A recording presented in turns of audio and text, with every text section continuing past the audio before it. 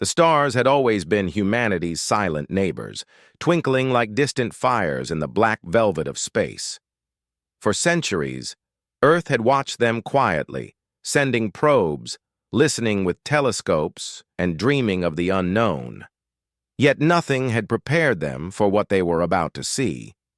Deep in a remote sector of the galaxy, a series of probes sent by the Earth Interstellar Observatory recorded something that made every scientist on the Council lean forward in shock. A colony planet, far from human reach, had been completely destroyed. Cities that once thrived with life were now nothing more than ash and smoke, scattered across barren landscapes. The probe cameras captured images of twisted metal and burned structures, and, most chilling of all, it recorded the silence of the survivors, or rather, the absence of survivors. Dr. Lena Morales, chief analyst at the observatory, stared at the live feed on her monitor. Her hands shook slightly as she zoomed in on the planet's surface. "There's no one left," she whispered. The others in the room murmured in disbelief. "It's total.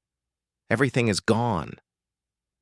The humans watching this tragedy weren't just spectators.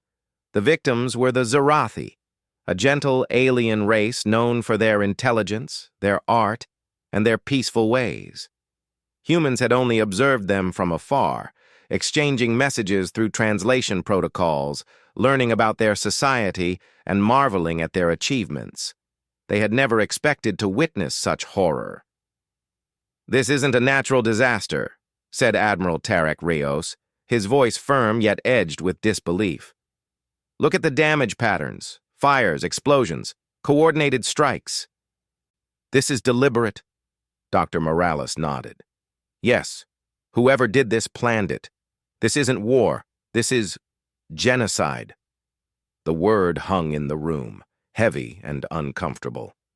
Humanity had fought wars, yes, but nothing on a scale like this, and never with aliens. For a moment there was silence, the kind that pressed on the chest and made breathing seem unnecessary. Then a young officer broke the stillness. "Admiral," said Captain Arya Singh, stepping forward from the observation deck. Her voice was calm, but her eyes burned with something fierce. "If this species, this Krithian race, can destroy an entire colony, what's to stop them from coming here, from Earth?" The room went quiet again. It was a question no one wanted to ask, but everyone feared. Humanity was no stranger to danger, yet the Krithians were unlike anything they had faced. They were ruthless, advanced, and had no moral compass. They saw life only as a tool, a resource to control or destroy. The Council convened immediately. Leaders from every nation, every branch of the interstellar programs, and military commanders gathered in the Great Hall of the Earth Interstellar Command Center. Holographic displays filled the air, showing the destroyed planet from every angle. The Zarathi survivors were few, hidden in underground caves, clinging to life. "What do we do?" asked Ambassador Hoshino, the voice of diplomacy, always measured and cautious. "Do we intervene? Do we risk war?" Admiral Rios leaned forward, his hands clenched on the table. "If we do nothing, this will spread. The Krithians will not stop. They don't negotiate. They destroy. If they reach human colonies in outer space, billions of lives are at stake. We cannot wait." Captain Singh's eyes were fixed on the holographic planet. The images of ruined cities burned into her memory. "We have to act," she said. "We can't just watch. We can't wait for them to come to Earth. We need to stop them." The Council debated for hours. Some argued that humanity should stay neutral, that interfering in alien conflicts could be catastrophic. Others said that letting genocide happen without action would compromise the very values humans claim to protect. Finally, it was decided. Earth would act, not as conquerors, not as oppressors, but as protectors. The Interstellar Defense Coalition would be formed, a unified human fleet capable of defending not only humanity, but any civilization under threat. For the first time in history, every nation and faction came together for a single purpose: justice. Captain Singh was appointed to lead a reconnaissance mission into Crythian space. She trained her pilots personally, reviewing every possible scenario. Her team was a mix of veterans and young recruits, all eager to defend the values that defined humanity: courage, empathy, and ingenuity. The human fleet moved quietly through space, like shadows gliding over the light of distant stars. They observed the Crythian systems, noting the planets under occupation, the patrol routes of warships, and the fortified colonies where enslaved aliens were kept. Humanity had not yet engaged in battle, but they were learning, studying, preparing for the inevitable confrontation. Captain Singh sat in the cockpit of her ship, her hands on the controls, staring at the map of Crythian territory. "We may be outnumbered," she said to her co-pilot, Lieutenant Kadim. "We may be facing a species that sees no value in life, but we have something they don't." "And what's that?" Kadim asked, curious. "Humanity," she said simply. "We care. We can adapt. We can think in ways they cannot predict. That's our strength. That's why they'll never win against us completely." Her words were not bravado. Every human on that fleet carried the same quiet confidence, the belief that their ingenuity and spirit could overcome raw power. It was what had allowed humanity to thrive on Earth, despite countless disasters and challenges, and now it would guide them in the stars. Meanwhile, the Crythians were unaware that humans were watching. They had no reason to think a fledgling species from a blue planet so far away could challenge them. In their arrogance, they continued their attacks on Zarathi colonies, convinced that fear alone would keep other species in line. Back on Earth, news of the genocide reached the general population. People watched in horror, yet also with resolve. Volunteers signed up to join the fleet. Engineers developed new technologies, and scientists worked tirelessly to understand Crythian systems. Humanity was rising as one, driven by a shared purpose. Captain Singh walked through the corridors of her ship before the first mission. The hum of the engines filled the air, the soft vibration a reminder that soon they would be in enemy space. She looked at her crew, each face reflecting a mix of fear and determination. "We're not just soldiers," she said. "We're witnesses, we're protectors, and we are not going to let monsters define the galaxy." The first mission was a simple reconnaissance. They approached a planet on the edge of Crythian-controlled space, a small colony recently attacked. Using stealth technology and advanced sensors, they mapped the damage and located survivors hidden in underground tunnels. It was the first glimpse of what humanity was up against. Captain Singh watched the screens as children and elders emerged from hiding. She felt a swell of emotion, sadness, yes, but also hope. "We can help them," she said softly. "We can save them, and we will make sure the Crythians pay for this." It was the beginning of a long struggle. Humanity had entered a new era, one where the stars were no longer just points of light in the sky, but battlegrounds for justice, courage, and the defense of life. The Crythians had thought they were the monsters of the galaxy. They had never met humans. The human fleet glided through the dark expanse of space, its engines silent except for the soft hum of life support systems and navigational computers. Captain Arya Singh stood on the bridge of the Vigilant, her eyes scanning the array of holographic displays showing the Crythian sector ahead. Reports from reconnaissance missions were grim. Entire colonies had been wiped out. The Zarathi, once vibrant and thriving, were now hiding underground, fearful for their lives. Humanity had never faced anything like this before. Yet the fleet pressed forward, determined to act. Lieutenant Kadim approached Singh, carrying a datapad filled with the latest sensor readings. "Captain, we've located a Crythian outpost near the edge of the sector. Sensors show minimal defenses, just enough to monitor the surrounding planets." Singh studied the readings carefully. "This is our first chance to engage them directly, but we need to be smart. We're not here to destroy everything, just to gather intelligence and, if possible, rescue any survivors." The crew nodded, their faces tense but focused. Every human aboard the fleet knew that stepping into Crythian space was dangerous. The Crythians had never shown mercy, yet humanity had something the Crythians lacked: adaptability, courage, and a deep sense of purpose. The fleet approached the outpost quietly, using stealth technology to avoid detection. From orbit, the Crythian structures looked harsh and uninviting, with sharp angles and dark metal surfaces. Ships patrolled the perimeter in precise patterns, their movements mechanical and predictable. Singh activated a small team of recon drones to gather information on the ground. The drones slipped through the defenses, recording images of Crythian soldiers, command centers, and storage areas where captured Zarathi were kept. What they saw made the crew uneasy. Dozens of Zarathi were confined in tight enclosures, some showing signs of malnourishment and fear. This is worse than we thought," said Dr. Morales, monitoring the drone feeds from the command center on the ship. Her voice was soft, almost trembling. "We can't let them continue this. They're treating these sentient beings like property." Singh's jaw tightened. "Then we act. We save them, no matter the risk." The plan was simple, but dangerous. A small strike team would land on the planet, infiltrate the Crythian outpost, and rescue as many Zarathi as possible.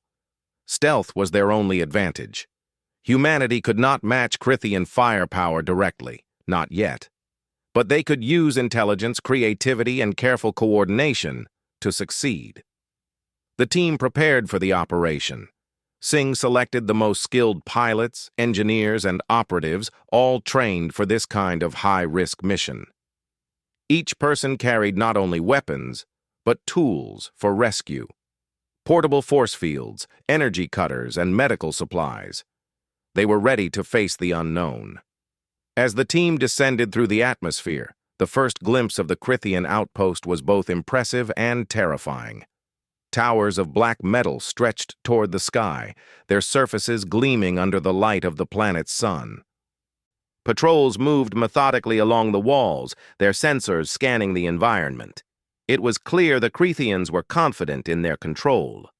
Singh and her team landed several kilometers from the main facility, hiding behind rocky terrain. From there, they planned their approach carefully. Every step had to be precise. Any mistake could alert the Crythians and put both humans and the Zarathi in danger. They moved silently across the rough terrain, their suits absorbing light and muffling sound. Singh led the way, her mind calculating every possibility. When they reached the perimeter of the Crythian compound, she signaled the team to wait. Drones confirmed the guards' patrol patterns. One team passed every 15 seconds, the other every 20. Timing would be critical. With careful coordination, the team slipped past the first patrol. The Crythians, disciplined but predictable, followed routines that could be anticipated with careful observation. Humanity's ability to adapt, to think beyond brute force, proved invaluable. Inside the compound, the humans found the Zarathi prisoners. Many were frightened, unsure if help had truly come. Captain Singh spoke to them gently through the universal translator, explaining that they were safe now and that humans were there to rescue them. Slowly, trust began to grow. The operation was going well until a sudden alarm blared. A Crythian drone had detected the human presence. Red lights flashed and sirens echoed through the facility. Singh's team had to move fast. Using energy shields and smoke generators, they created a path to the exit. Crythian soldiers pursued them, but human creativity allowed them to outmaneuver the enemy. Engineer Tala Jin rigged a series of explosive decoys that diverted the Krithian forces, allowing the team and the Zarathi prisoners to escape into the night. Singh watched as the last of the prisoners reached the extraction point. Relief washed over her briefly, but she knew the danger was far from over. Once aboard the transport ships, the fleet began a careful retreat. The Krithians were in pursuit, sending warships to intercept. Human pilots engaged in tactical maneuvers, using asteroid fields and debris as cover. They could not match Krithian weapons in raw power, but their coordination, clever use of terrain, and daring tactics kept them alive. During the retreat, Singh reflected on what they had learned. The Krithians were strong, but they were also predictable in some ways. They relied on intimidation and fear, assuming other species would bend to their will. Humanity's courage and ingenuity challenged that assumption. Back on the fleet, the rescued Zarathi were tended to by medical teams. They were weak, frightened, and hungry, but they were alive. Captain Singh spent time speaking with them, learning their stories. Many had lost families and friends. Yet, even in their suffering, there was hope in their eyes, a hope that humans had given them. Admiral Rios addressed the fleet after the successful mission. Today, humanity has taken its first step into the larger galaxy, not as conquerors but as protectors. We have shown that we will not stand by while genocide occurs. We have shown that courage, intelligence, and compassion are stronger than fear and cruelty. Singh listened quietly, knowing that the road ahead would be much harder. The Krithians would not forgive this intrusion. Future battles would be larger, more dangerous, and perhaps more costly. But humanity had made a statement. They would fight for justice, no matter the odds. That night, as the fleet traveled through the blackness of space, Singh stood on the observation deck of the Vigilant, gazing at the distant stars. She thought about the Zarathi she had rescued, about the colonies destroyed, and about the Krithians who had caused this suffering. "They think they are the monsters of the galaxy," she whispered to herself. "They have no idea what humans can do when we fight for life, for justice, for hope." The fleet moved silently through space, a symbol of determination and resolve. Humanity was no longer just watching the stars. They were part of the galaxy now, willing to face any threat, willing to defend the innocent, and willing to show that courage and morality could triumph over raw power. And somewhere, deep in the Krithian Empire, the first rumors spread of a species unlike any other: humans. They were clever, unpredictable, and dangerous in ways the Krithians did not understand. A species that did not kill for conquest, but fought for justice. The Krithians would soon learn the cost of underestimating humanity. The human fleet had returned from their first mission, the rescued Zarathi safe aboard their ships. For Captain Arya Singh, relief was brief. She knew the Krithians would not forget this intrusion, nor forgive the humans for their interference. Reports confirmed her fears. Krithian communications intercepted by Earth sensors revealed an urgent assembly of warships. The Krithians were planning a massive assault, not just to punish humanity, but to send a warning to any other species who might resist their domination. In the command center of the Vigilant, Admiral Tarek Rios addressed the fleet. "We expected this. The Krithians are powerful, but they rely on fear. Humanity does not bow to fear. We adapt. We fight smart. This is the moment where our courage and ingenuity will be tested like never before." Singh studied the star charts and warship positions. The Krithians were massing near a human colony on the outer rim of their influence, one of Earth's newest settlements. If the attack succeeded, millions of human and alien lives would be lost. Failure was not an option. The fleet moved quickly, establishing defensive positions around the colony. Shields were deployed, patrols were organized, and drones monitored Krithian movements. Yet, even with preparation, Singh could feel the tension among her crew. They were about to face an enemy far stronger and more ruthless than anything humans had confronted before. As the Krithian fleet approached, the humans saw the scale of the threat. Hundreds of warships, sleek and dark, moved in perfect formation. Energy weapons glowed as the ships prepared for attack. It was a moment that could have shaken any other species into surrender, but not humans. "Focus on strategy," Singh reminded her pilots. "We cannot match them in brute force, but we can outthink them.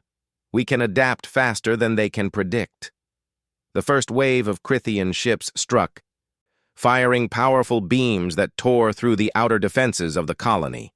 Explosions lit up the atmosphere, and alarms echoed through the human ships.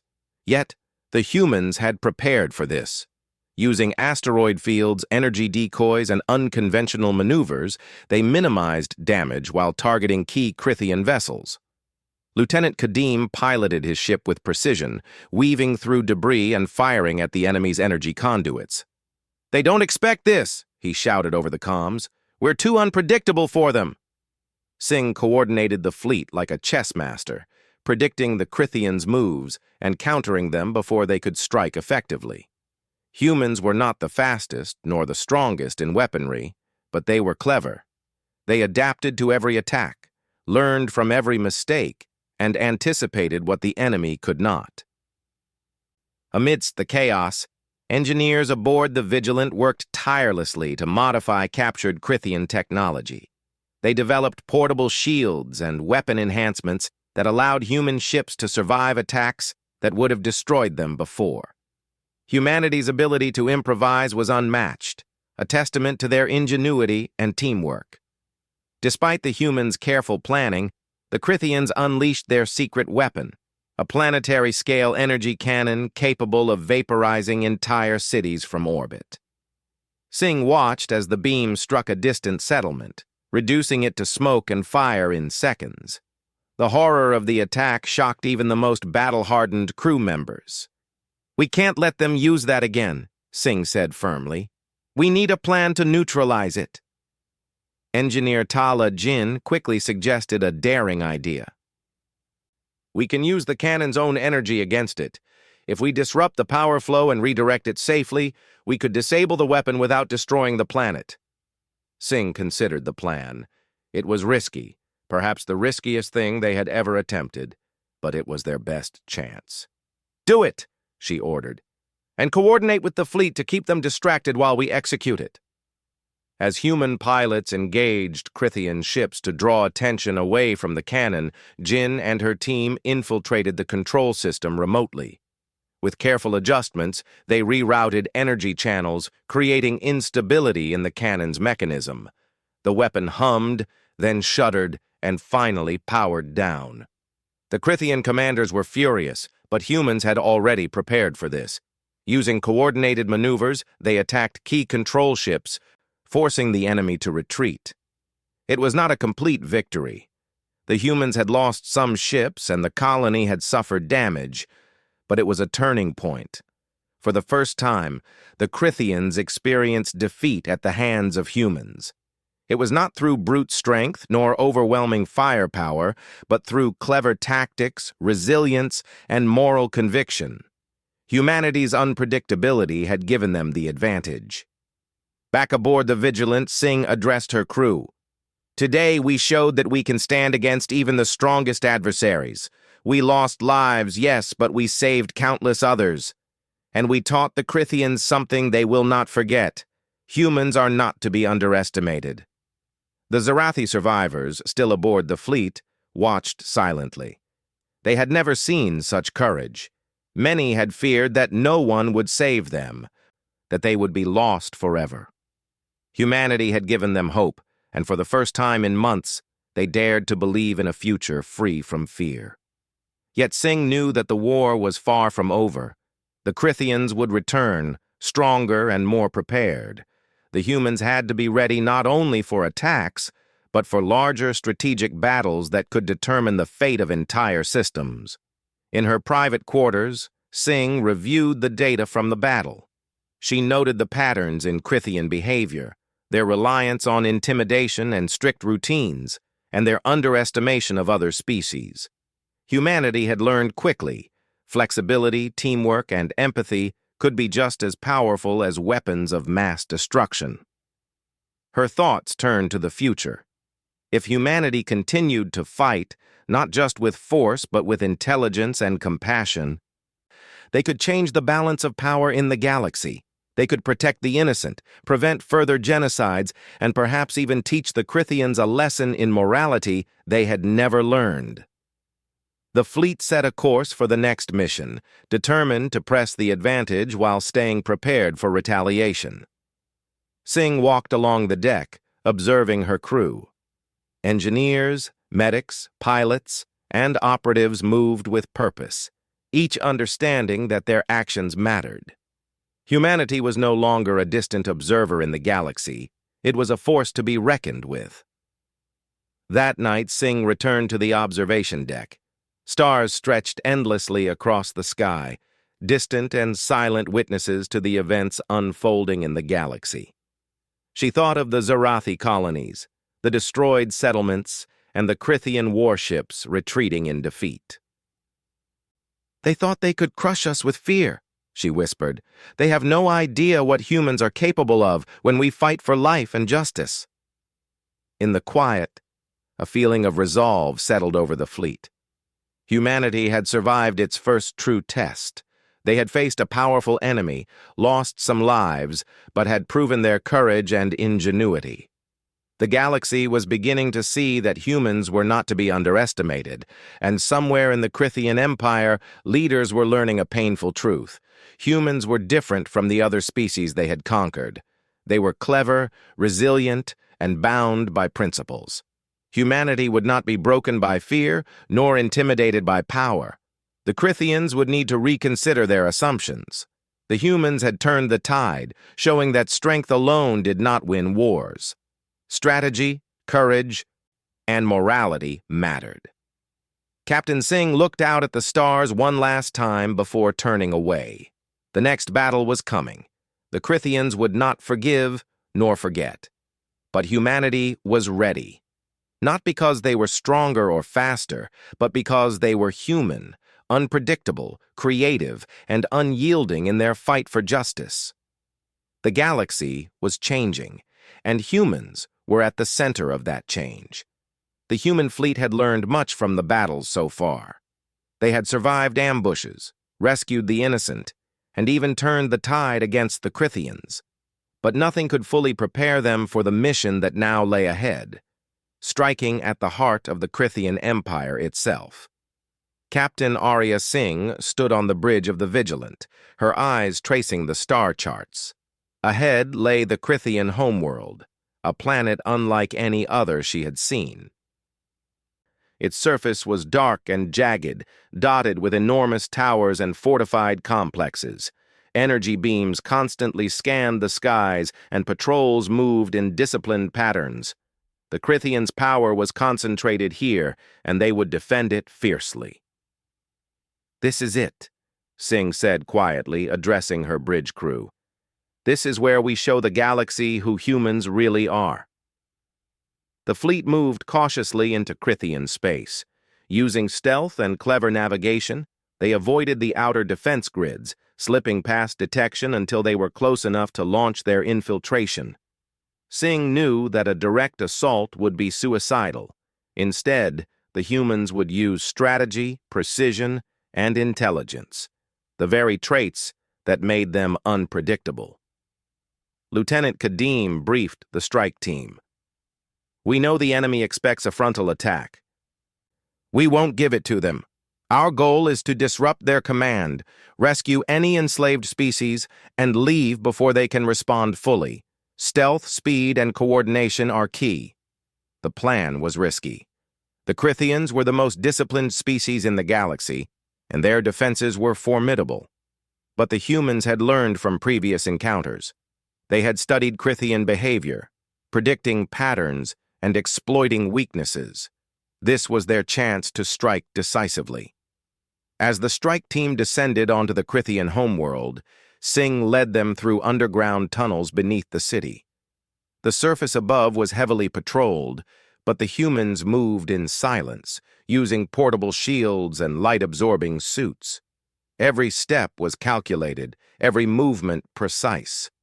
Inside the Crythian command complex, alarms blared the moment the humans accessed the security network. Massive holographic screens displayed fleet movements and energy flows, showing the inner workings of Crythian power. Sing's team worked quickly, planting devices that disrupted communications and disabled key systems. Engineer Tala Jin guided the team through the complex wiring of the Crythian control systems. "We're not just shutting them down," she said. "We're showing them that brains and courage can overcome brute strength." Meanwhile, outside the complex, human ships engaged Crythian patrols to draw attention away from the strike team. They used decoy drones, energy shields, and clever maneuvers to survive attacks that would have destroyed less prepared ships. Every action was coordinated, every move calculated to maximize effectiveness while minimizing risk. Inside the command complex, the humans discovered the extent of Crythian cruelty. Enslaved species, including Zarathi, were held in confined spaces, forced to work under harsh conditions.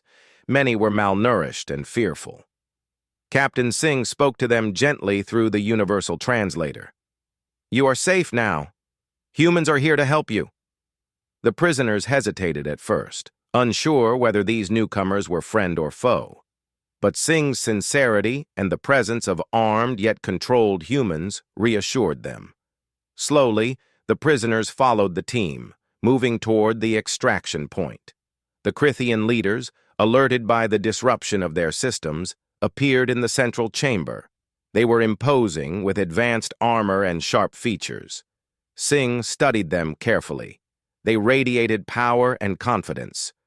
Yet there was a tension in their movements, a sign that they did not fully understand their opponent. "You cannot stop us," one Crythian commander said, his voice cold and mechanical. "Your species is weak and emotional. You rely on feelings, not strength."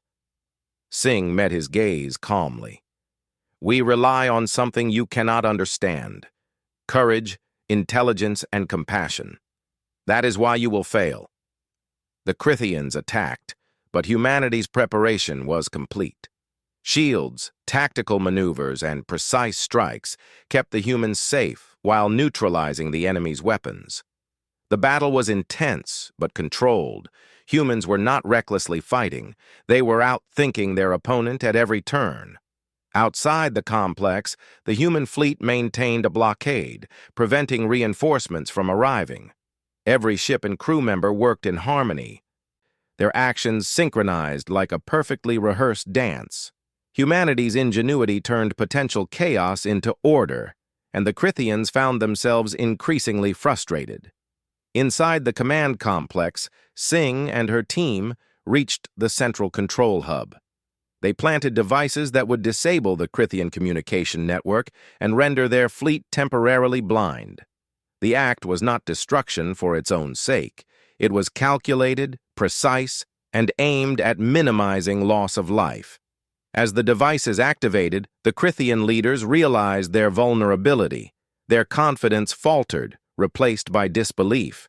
They had underestimated humanity's capacity for planning, teamwork, and moral resolve. The humans were not monsters. They were fighters for justice, guided by principles the Crythians could not comprehend. Singh took a moment to address her team and the freed prisoners. "This is what humans do," she said. "We do not destroy for power. We fight to protect, to save, and to show that courage can overcome cruelty." The prisoners, now safe and beginning to recover, watched as humanity demonstrated the full measure of their strength, not in sheer force, but in intelligence, coordination, and morality. The Crythian leaders, once feared as unstoppable, were captured. Singh ensured they would be held accountable, but not executed in vengeance. Justice, not revenge, was the human standard. The human fleet prepared to withdraw. Their mission had been a success, and they had demonstrated something powerful to the galaxy. Humans would fight for life, for justice, and for hope. The Crythians had thought themselves the true monsters. They had never met humans. As the fleet departed the Crythian homeworld, Singh reflected on the mission. They had faced the most dangerous enemy in the galaxy and survived, not through aggression, but through courage, strategy, and moral clarity. Humanity's resolve had been tested, and they had proven that their strength lay not only in their ships or weapons, but in their values. Back on the Vigilant, Singh addressed her crew. "We have struck a blow not just against the Crythians, but against fear itself. We have shown that even the most powerful forces cannot break humanity when we fight for what is right. Remember this, because the battles ahead will test us even further." The Zarathi and other freed prisoners thanked the humans, their voices filled with gratitude and hope. Many had feared their lives were over, yet humanity had shown them a new future. Singh knew this was only the beginning. Humanity had made a difference, and now the galaxy would see that courage, intelligence, and compassion could stand against even the darkest forces. The stars stretched endlessly before the fleet, silent witnesses to the events that had unfolded. Singh gazed out at them, feeling the weight of responsibility and the hope of triumph. Humanity was no longer just observers in the galaxy. They were protectors, a force guided by principles and driven by courage. And somewhere, within the Crythian Empire, fear and uncertainty began to grow. The leaders had assumed that power alone was enough to dominate the galaxy. They had not counted on humanity. The humans had faced the true monsters of the Crythian Empire and had emerged victorious. Not through cruelty, not through intimidation, but through intelligence, teamwork, and a steadfast commitment to justice. Captain Singh smiled faintly, knowing that the final battles were still ahead, but confident that humanity had the strength and heart to meet them. The galaxy was beginning to understand a new truth. Humans were unlike any other species. They fought not for dominance, but for life, for hope, and for the future of all who could not defend themselves. The Crythians had underestimated humanity. They would soon learn that this species could not be defeated by fear or force alone. Humans were clever, courageous, and principled, true monsters only in the eyes of those who had embraced cruelty and oppression. The mission complete, the fleet set a course back to the edge of Crythian space. The rescued prisoners began to recover. The fleet repaired minor damage, and Singh began planning for the next stage, ensuring that the Crythians could never again threaten innocent lives with impunity. The war was far from over, but humanity had proven a vital lesson to the galaxy. The real strength of a species lay not in weapons or fear, but in courage, intelligence, and the will to fight for what is right. And in that, humans had no equal. The Crythian homeworld lay behind them, dark and silent after the human strike. Captain Arya Singh stood on the bridge of the Vigilant, staring at the stars, feeling a mix of relief and determination. Humanity had faced one of the most dangerous species in the galaxy and survived. They had saved countless lives and proven that courage, intelligence, and moral strength could triumph over fear and cruelty. Yet Singh knew the mission was not truly over. The galaxy had been shaken by humanity's actions. Other species looked to humans now as protectors and as a beacon of hope. Meanwhile, the Crythians, once arrogant and certain of their power, were questioning themselves for the first time. Humanity had demonstrated that strength alone was not enough to dominate the galaxy. Back aboard the fleet, freed Zarathi and other rescued species were beginning to rebuild their lives. They were no longer slaves or fugitives. They were survivors with hope. Medical teams attended to their wounds, engineers helped repair damaged settlements, and translators worked to restore communication networks. Humans had done more than fight. They had helped rebuild, demonstrating that their strength was paired with compassion. Singh walked among the people, greeting those she had rescued. A young Zarathi girl looked up at her with wide eyes and whispered, "Thank you. You saved us." Sing knelt down to meet her gaze. "It was the right thing to do," she said softly. "No one should live in fear when others can help. Humanity will always fight for life." The fleet then began diplomatic work. Captain Singh and Admiral Rios led efforts to establish communication with nearby alien systems, inviting them to join a coalition focused on peace and protection. They called it the Galactic Accord of Justice, a pact to safeguard innocent life and ensure that genocide or oppression could not go unchecked. It was ambitious, but humanity had shown that even the most powerful species could be challenged when they acted unjustly. Human engineers began sharing technology with allied species, teaching them ways to defend themselves without threatening others. Hospitals were rebuilt, farms restored, and energy systems repaired. Humanity's actions spoke louder than any message. They fought not for conquest, but for protection and hope. The Crythian leaders, once feared as the most powerful and cruel in the galaxy, were held in secure orbit aboard human ships. They were not executed in vengeance. Instead, they faced judgment for their crimes. Singh knew that justice, not revenge, was humanity's true power. "We do not kill to prove strength," she told her officers. "We act to protect life. That is what makes us human." Meanwhile, news of humanity's actions spread quickly through the galaxy. Other species began to see humans in a new light, not as conquerors, but as protectors. Humans had shown that intelligence, courage, and moral resolve were as valuable as advanced weapons or technology. The Crythians, despite their arrogance, were learning a lesson they could not ignore. Fear alone could not dominate life. In the human fleet, life gradually settled into a rhythm of recovery, training, and planning. Captain Singh spent hours reviewing strategies, ensuring that the Crythians could never again organize an attack without detection.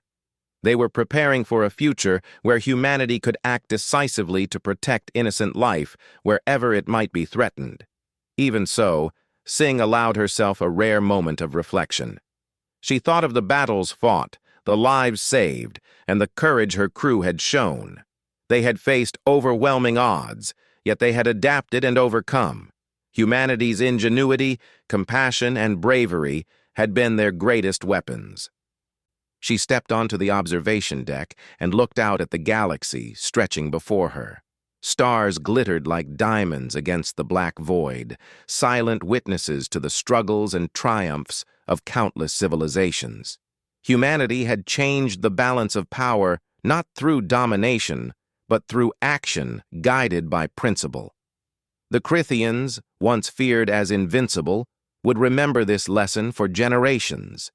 They had underestimated humans, seeing them as weak, emotional, and predictable. They had been wrong. Humans had fought not for personal gain, not for greed, but for justice. That was a power no weapon could match. Captain Singh turned to her crew, addressing them with quiet pride. "We have shown the galaxy what humanity is capable of. We have saved lives, stopped genocide, and demonstrated that courage and morality are stronger than fear and oppression. Remember this: our actions have consequences, and we must always act with integrity and care. That is what defines us." The crew listened, inspired by her words. They understood that the victories of the past battles were not just about ships or weapons. They were about values, teamwork, and the willingness to fight for what is right. In the weeks that followed, humanity worked tirelessly to establish stability across the liberated systems. Trade routes reopened, communication networks were restored, and surviving colonies began to thrive once again. The Galactic Accord of Justice welcomed new members every week, a growing coalition dedicated to protecting life and preventing the rise of tyrannical powers like the Crythians. Meanwhile, the Crythians, confined and humiliated, slowly began to understand the error of their ways. Humanity had faced them directly, yet refused to descend into cruelty.